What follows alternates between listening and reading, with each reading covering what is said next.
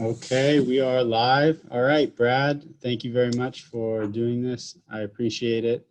Um, and why don't we just jump right into it? I'll give a little background. Brad Wiblin here is the Executive Vice President of Bridge Housing and has been doing great work in the Bay Area and throughout California, I think even Seattle. You guys have done some stuff in the affordable housing space. So I'm happy to have you here and talk to you and hopefully gain some wisdom from your experience in the field. So thanks again for doing this. Well, thanks, Teddy. I guess this is what happens when you brought us a deal and we didn't jump on it. So this is the consolation prize, I guess. Yes, yeah. Um, yeah, real briefly, I know you wanted to get a little bit of my background. How did I get into this crazy business of building affordable housing? Yeah. For me, it started in the design profession. Really got out of undergrad, went to work for a large architecture firm and did a lot of land planning and zoning work. And frankly, I started looking at all my clients as potential employers. You know, I felt like they were the decision makers and the design professionals were just carrying out some of their wishes. I didn't think they were making great decisions. Maybe that's ego, maybe that's just a desire in me to be in the development space. I wound up going back to grad school up here at UC Berkeley, go Bears, for all the Bears watchers. And really picked up, real estate finance, housing policy, got to understand the intricacies of CEQA and how cities operate. And then I went and heard a guy named Don Turner speak on campus. And Don was the CEO of Bridge Housing at the time. And Don was a well-known sort of salesman, if you will, had power over, he could run a room. And ultimately, I wound up working for Bridge coming out of grad school. I thought it would be a 5-year gig. I wanted to learn the development business. I thought coming in as an affordable housing developer, I have a halo on, and these cities would roll out the red carpet and boy, I was going to get a lot built in a short period of time. Well, here we go. Fast forward 20 years, and I've been at Bridge for north of 25 now. So have really been helping this company grow over time. As you mentioned, we're a San Francisco-based company, but we have expanded over the years with offices in San Diego, LA, Portland, and Seattle. So really, we have a kind of West Coast footprint. I would say, within the affordable housing space, Bridge is one of the larger nonprofits out there. Yeah. And I think we're viewed that way. That's sort of how we position ourselves in the markets we're in. We tend to be doing larger things. Small projects don't move my board's mind or get their attention very well. The big ones certainly do. So we're forever looking for scale, which puts us in direct competition with, the market rate apartment developers, which is tough. Right. Well, since you've been at Bridge for so long, I mean, how have you seen the organization change since when you got there to now? I mean, what are obviously size and scale? Good question. So Bridge was sort of big for its britches back then, but we were only in the Bay Area. And part of my role turned out to be to move to Southern California and open an office. And so I took my laptop and a box full of business cards, and it turned out to be really good timing. I connected with a bunch of home builders. San Diego had a big inclusionary program. We were able to solve the home builders' problems, and we built 2,000 or 3,000 units. And I really related to the builder, the market rate side. I thought when I came out of grad school, I'd wind up working for a home builder. Mm-hmm. I'd had a lot of clients as a younger guy, master planning huge swaths of the desert outside of Scottsdale and Phoenix into big subdivisions. So I kind of knew that business. Yeah. But it led to, a platform in San Diego, which then led to another office in Orange County. And then 5 years ago, I started going up to Portland and finding opportunities, and we hired staff, and that's turned out to be, again, really good timing. So all these markets work at sort of different parts of the cycle. And so as an organization, we realized this is really powerful kind of diversification tool, if you will.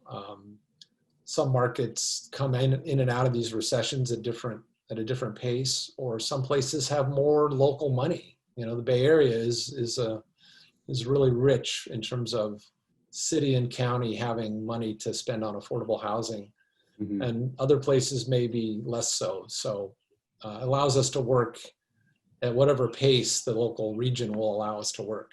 Right, right. And as far as what Bridge does, you guys are active in acquisition, ground up development, as well as managing stable, low income housing on a long-term basis. Yeah, that might be a flaw or a real asset. It's hard to say sometimes. So yeah, we rarely sell anything. In 37 years that we've sold 2 buildings. So that's changing a little bit. We're really looking at our portfolio and trying to be, selective, either things that are outliers, like, we own a couple of things that really are outliers. We own an assisted living building that we developed, and it's been a great experience. It's informed a lot of the senior housing work that we do. I think we own and manage 45 or 50 senior buildings, but only 1 assisted living building. So we may look at that as an outlier.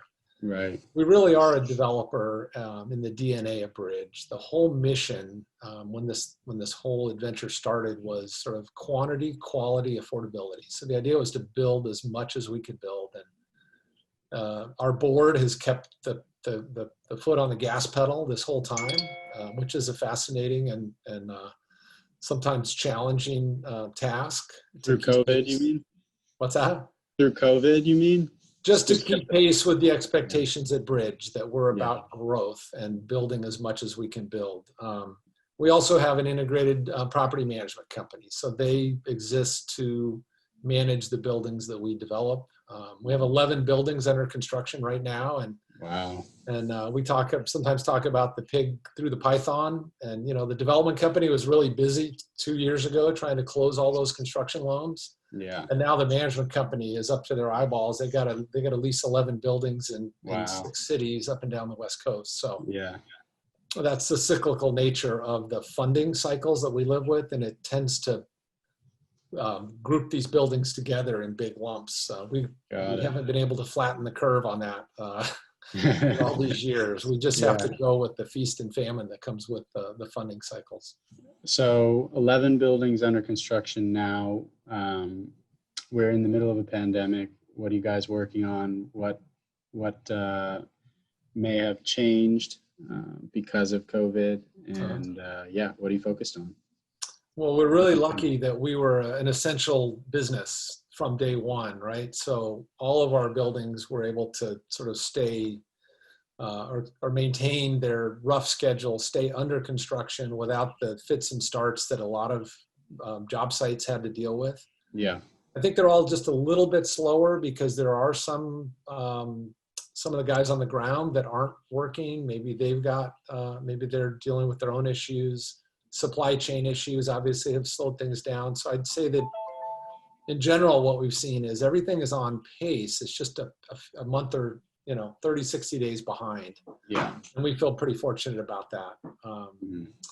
We're constantly trying to fill our pipeline. I run our business development team, and I'm trying to feed this machine. It's it's voracious in its expectation. So we just finished getting entitled 1,100 units in the city of San Francisco. A pretty unique piece of land known as the Balboa Reservoir.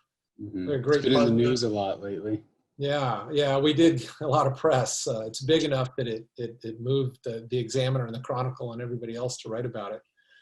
Avalon Bay is our partner. That's a 50-50 deal. So Avalon's going to build 550 market units. We're going to build 550 affordable units. And we brought a couple of other partners in along with us, Habitat for Humanity, Mission Housing, and they will build a building a piece. Right now, I'm working on trying to figure out how to finance $25 million worth of infrastructure so that we can get vertical on that building, hopefully in about 2022. Okay. we're pursuing RFPs. That's one channel that we operate under. So we've got a couple up in the Seattle region that we're deep into. We've got one here in San Francisco, and the state of California is putting out their property that they own.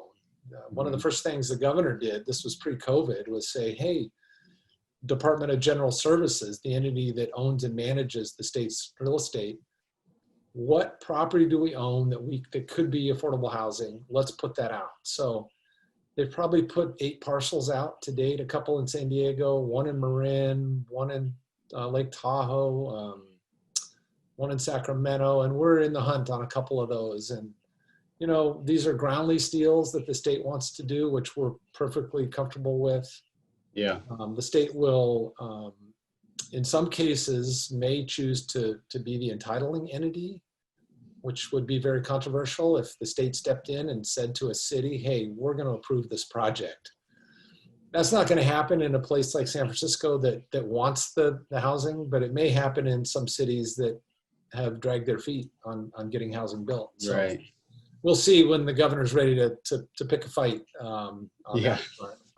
But I think it's a powerful thing. Look, as a private landowner, my wife and I own a small portfolio. I wouldn't sit on vacant land. You wouldn't sit on. Everybody would try to put that land to work in whatever productive way you could. So the state's finally getting around to that. I know Arnold, when he was governor, sold a bunch of assets. He was trying to raise money. I think the governor now is trying to expedite housing production. Yeah. So I think that's an exciting program, and we're hoping that small staff that's running it can get a few of these deals out the door and then hit their stride. Yeah. Very interesting.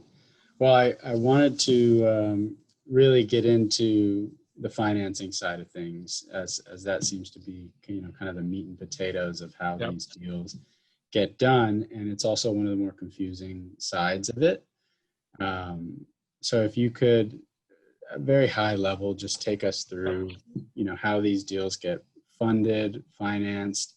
I know there's multiple sources, whether it's city, county, state funding. How do you guys get a deal done from acquisition through to stabilization? Yeah, it is a little bit opaque from the outside. I have a good home builder friend of mine who calls it secret sauce. He wasn't a finance wonk. He didn't want to climb in and understand it. He just said, hey, Brad, he'll pick up the phone. Hey, Brad, can you bring some of that secret sauce over here? I've got a problem. And that secret sauce really revolves around, the workhorse is the low-income housing tax credit, right? This is equity. Bridge is a nonprofit. We don't have a tax appetite. So we will sell these tax credits to a variety of investor types. The banks are all big investors because not only they buy the tax credit, but they want to provide construction loans. And it's a robust business for all of the large banks. They get CRA credit for doing it, and they make money along the way. There's also private equity syndicators and others that bring equity to these projects. So in a typical project, the equity might be 40% of the project kind of capital stack. So imagine, buying a house with 40% down. That's a heck of a place to start. The first mortgage often is a tax-exempt bond execution. And really, it's the biggest possible supportable mortgage that we can muster, right? The banks will loan us 115 debt coverage on these affordable deals. So now you've got 40% of your stack in equity. You've got another, let's call it 40 in debt. And that last 20% is the gap, the affordable housing gap. Our first stop is always the local jurisdiction, City of Oakland, City of Berkeley, City of San Francisco. Their money invariably needs to be the first in. And it's kind of the riskiest, if you will. But once I've got the City of Oakland or Berkeley or somewhere to buy in, then I can go talk to the county and ultimately the state. State of California has an incredible array, too many to be honest, of funding programs. HCD has a flotilla, the Cal HFA has mostly debt products. And there are other entities, the tax credit committee, the debt limit allocation committee that are little known to the outside world, but important to our business. Right. So we will go and compete for those soft funds. One of the, I think, unknowns or misnomers about our business is that somehow, you know, that we just got all this public money, we're in a wash in it, and this must be just a slam dunk. I will say that this business is as competitive as any other that I've been in. We have to compete for land with the private market. Yeah. Have to pay market prices, have to put money down and you know, waive contingencies after 30 or 45 days of due diligence, all these things that are adding risk. But Bridge has working capital to do that. And once we've sort of passed that process, and hopefully we've convinced a seller to give us time to go do all this other work. Yeah. Not always the case, but that is one of our goals. I'm often not only shopping for the right real estate, hopefully something near transit. There are other kind of inside baseball issues that we run up against. Something called a difficult to develop area, a DDA, and these are by census tract. It's pretty bizarre, changes every year. HUD puts this information out and we all snap to, because in a DDA, if I'm in a census tract, I get a 30% boost on my tax credit basis. So imagine 130% of the number. If I'm across the street and I'm not in a DDA, you know, I've just walked away from 30% of the equity that I might otherwise have. So I want to be near transit. I want to be in a DDA. I want to be in a city that has the political will and hopefully some money. And you know, we can run with all of those factors. We're not averse to taking risk, but we're careful, like a lot of folks. I mean, nothing like being caught with 11 buildings under construction in the middle of a global pandemic to really put the fear in you, you know? Yeah. But fortunately, these buildings will lease up. We'll have waiting lists. One of the big challenges these days, and we all see it, the tents on the street outside of every big city, is the homeless population. And so the state and most local jurisdictions require, if you're going to borrow their money, they require you to deliver 10 to 30% of your building is going to be a population, a set aside of some sort. I'll just generally call it permanent supportive housing. We're bringing formerly homeless folks in to a building that otherwise is full of working people. They come with some challenges, you know, they're on the street for a reason. They may have drug, alcohol, or, you know, they're self-medicating. They may have health issues, mental and otherwise.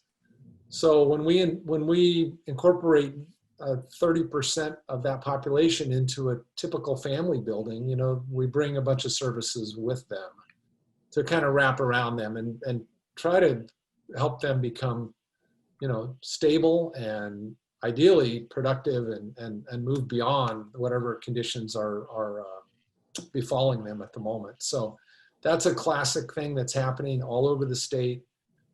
Causes a lot more concern for our neighbors than, I mean, people used to not be very happy with us anyway. I'm building apartments, I'm building affordable housing.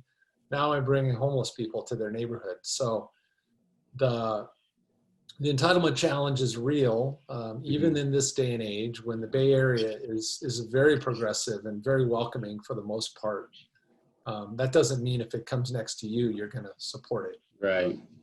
We're seeing that in the classic NIMBY argument, right? Yeah. Some of the BART stations are going through a big process right now, and the neighbors that live there have enjoyed a quiet parking lot, and now somebody like me wants to build, you know, 1,000 units nearby. Right. So not without its impact. So we've gotten really good at kind of the community outreach, letting our neighbors help shape the project to the extent we can, making sure that we give our political allies, the electeds who have to make these hard votes, we give them as much ammunition as possible. So that when it does come time to make that hard vote, that they can do it knowing that we've done everything we could do in terms of outreach. Yeah. Yeah. Well, I appreciate the in-depth response there. Sorry, I'm good at long answers. No, that was great. I know you have to get going here. We're getting close to the end, but I'll ask you one last question, because this is a statistic that gets thrown around a bit, and sometimes we don't necessarily know the answer in complete clarity. And so I wanted to ask, what are the main factors that lead to maybe a delta in the cost of building affordable housing compared to maybe a market rate project? Yep. If there even is one.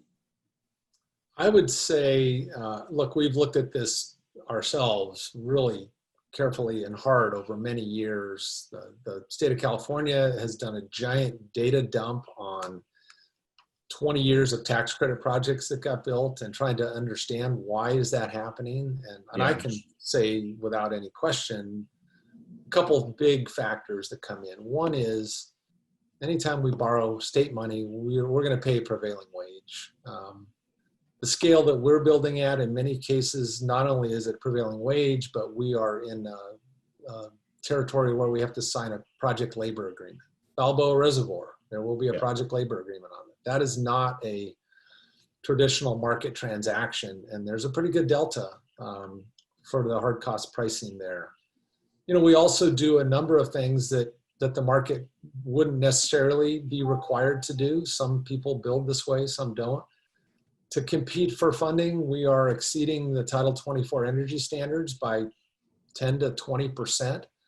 So we've got a portfolio that's unbelievably efficient from an energy standpoint. I would also say that we get asked by jurisdictions, not out of, there's no malice. They ask us to do a lot of things that I think are the right things, but they may be non-housing.